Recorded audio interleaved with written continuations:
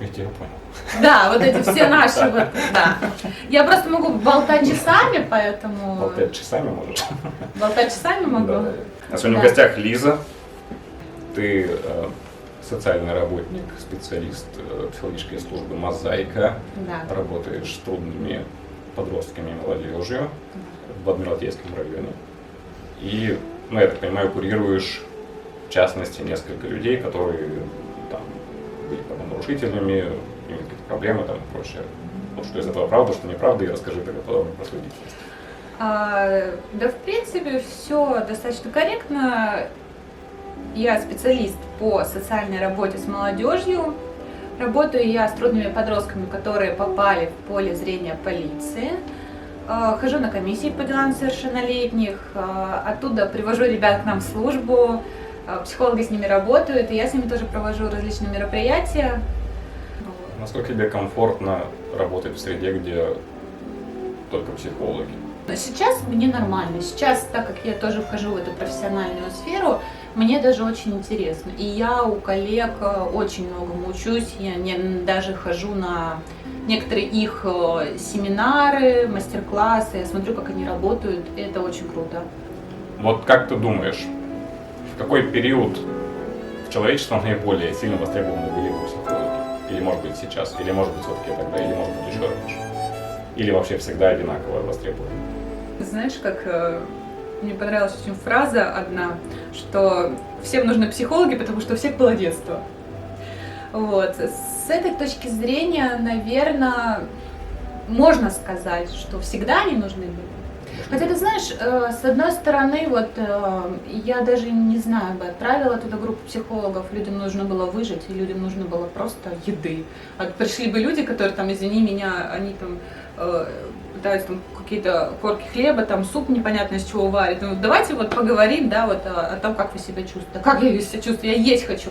То есть у людей доминанта была другая, не какие-то психологические проблемы решить, не это, а доминанта просто обеспечить себя и своих детей, понимаешь? А там такой ужас творился, там, наверное, не до психолога, к сожалению, было. Я сейчас просто вот перечислю такой абстрактный ряд, и потом мы его обсудим. Смотри, черная кошка, женщина с пустым ведром, пройти под лестницей, наступить на люк, оставить нож на столе.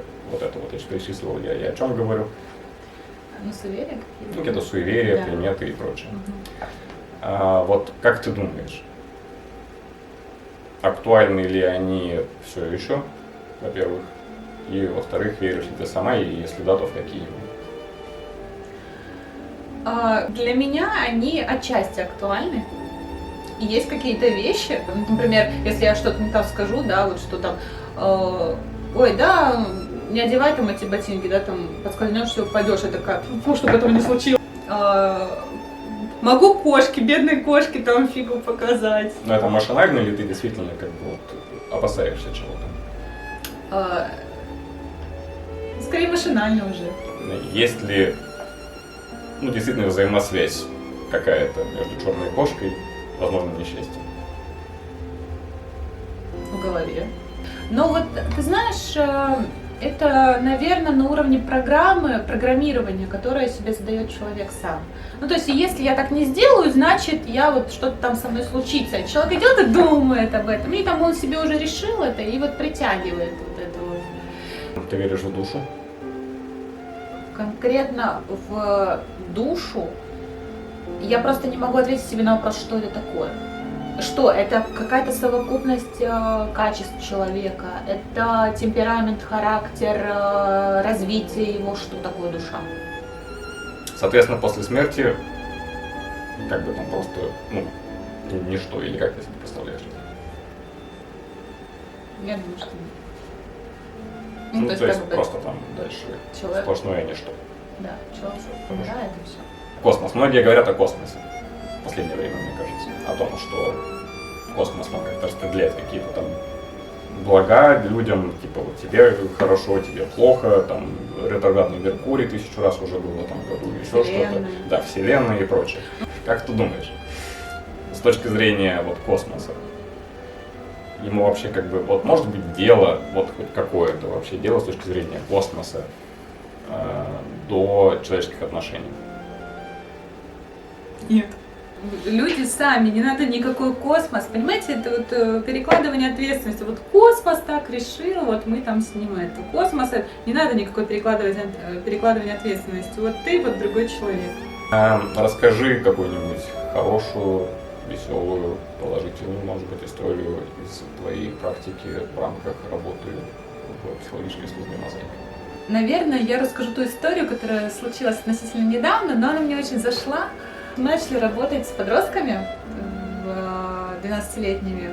Вот. И я помню первый вообще вечер, когда они пришли, это было там 4 часа, 5 часов где-то так вот вечера.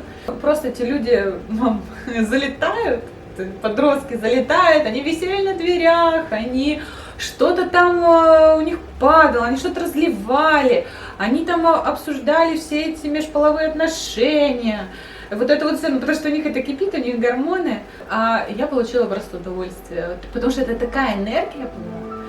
И сейчас вот к нам, мы сегодня тоже с этими ребятами работали, то есть они к нам приходят, и вот это очень круто.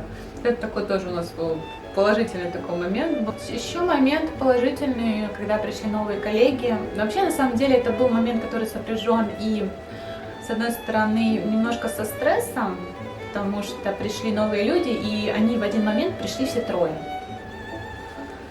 Вот, и они все такие разные.